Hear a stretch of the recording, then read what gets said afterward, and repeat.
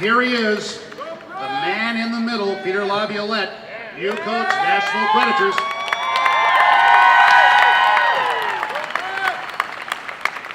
This is better than a conference call from Minsk, isn't it, Peter? This is good. You guys sound great. I'm looking forward to that. So, well, I know. I've already seen it from a different perspective, so I'm really looking for it behind my side. Was it tough being on the other side coming in here for you?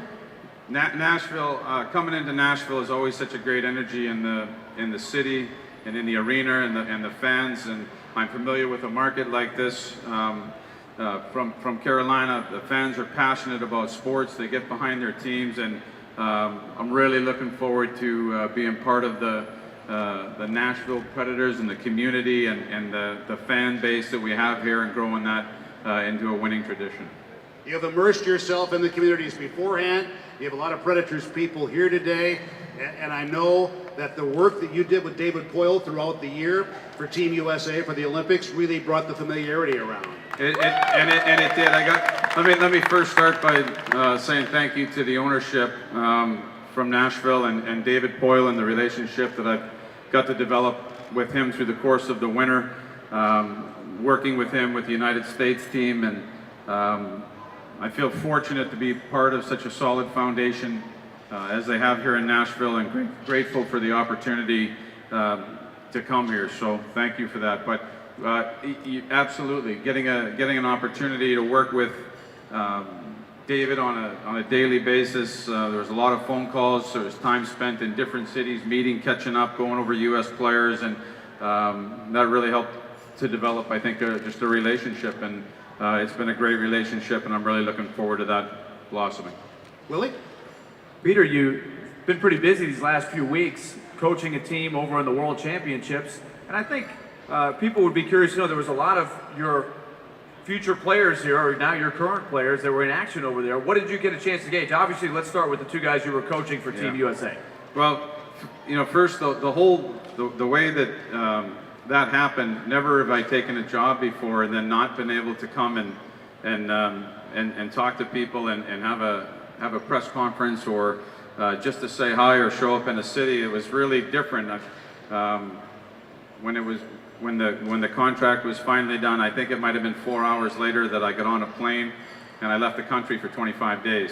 And the communication became very difficult. The cell phones became difficult. The technology wasn't what we're used to here, and just communicating back and forth just with the new job. And I couldn't wait to get here and couldn't wait to get to be a part of it. And it just had to go on hold for 25 days. So I apologize for my delay.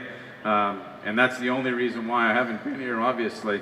And it's good now. My family came into town with me. I have my wife, my 3 kids, my mother-in-law is here, and we got an opportunity to walk around the area in Nashville and see the suburbs and the outskirts, and spend time on the strip last night and get to feel some of the energy down there. And we can only imagine what it'll be like when we go deep into the playoffs and that energy comes through. So.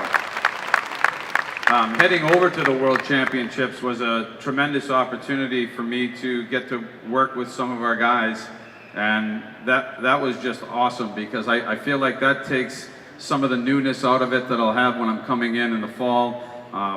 Getting an opportunity to work with Phil Housley and Lawrence Filoni was terrific. They're terrific coaches, and I got to see them firsthand, what they're able to bring to a team, what they're able to bring to a coaching staff, and feel very fortunate to have those pieces at my side with others. The 2 players that were over there, Seth Jones got voted best defenseman in the tournament, and I'll tell you, he deserved every vote that was given his way, because he was outstanding. He really was.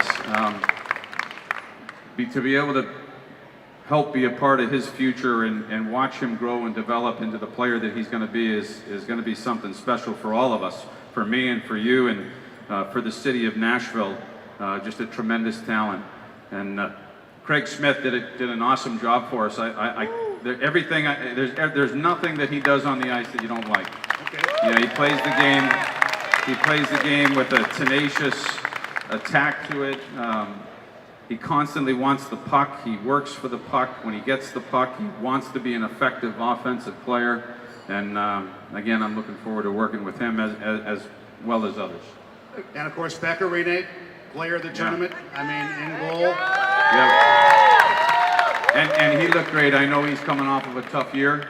And Pekka did a terrific job over there. It was difficult to spend a lot of time with all of the players over there. The tournament was separated into two pieces. Our side had the Finnish team, and they were actually at our hotel, so I got a chance to spend a lot of time with Pekka, talk to him quite a bit. He's feeling good. He looks really sharp, so those are all positives for our team moving forward into next year. A follow-up for you on Seth Jones, because he's such an important player going forward for the franchise. And it's always interesting when you draft a kid and he's so young, but he looks like a guy who still has so much growing to do, and watch him go through the ups and downs playing at such a young age as a rookie in the NHL. What do you see from him as just how much better he can get and how much better he's going to get? Well, I think he's already getting better. The position of defense, I feel, next to goaltending, but a young defenseman in the National Hockey League is a very tough position to be in. There's a lot of learning that has to go on. I actually watched Seth quite a bit as we were scouting players for the United States Olympic team. Seth was on the map and he was on the radar. I saw him do a lot of good things out there. We had great depth in our talent pool in the United States, but to watch him and what he was able to do as a rookie in this league last year was impressive. I can tell you that his game has already taken another step just watching him and the responsibility that we put on him in the World Championships. He was playing 25 to 27 to 29, I think 30 minutes sometimes per night, and he was playing them very effectively for us in the United States. So his game is going to, I think it's already evolving, and it's going to continue to evolve. Now, in your past, you had a similar guy in stage of development, but it was a forward, Eric Stahl, going from 19 to 20. Right. And what you saw from him, I mean, 19 to 20 was a quantum leap for him. I think, again, even at offense, you could really see at that point that Eric went from being a player that was finding his way around the NHL, a tough league, a man's league, and the next year he blossomed into somebody who was able to contribute 100 points and I think 50 goals, 49, maybe 50 goals, I'm not sure. But again, I think that's the progression that you see with some of the high-end draft picks and the high-end personnel that comes into the National Hockey League, is you really get to see their talents. They can get through that first year, which Seth did admirably. You really see them take the next step in the second year, the third year, the fourth year, and should be fun to watch Seth. How do you get it to the point where you have these young players and allow them to blossom as a coach? Well, I think you have to give them some responsibility. These players are not, they're well groomed, they're well taught long before they get to me. I think that players now in their path to the National Hockey League is much different than it was 20 years ago. Their strength and conditioning, their fitness level, their eating habits, their sleeping habits, they understand that they have an important job and they are their livelihood. And they're responsible for that. So their path is a little bit different. I think once they reach here, we can try to continue what they've already had before them and try to continue to develop their skill, try to develop their professionalism in the National Hockey League.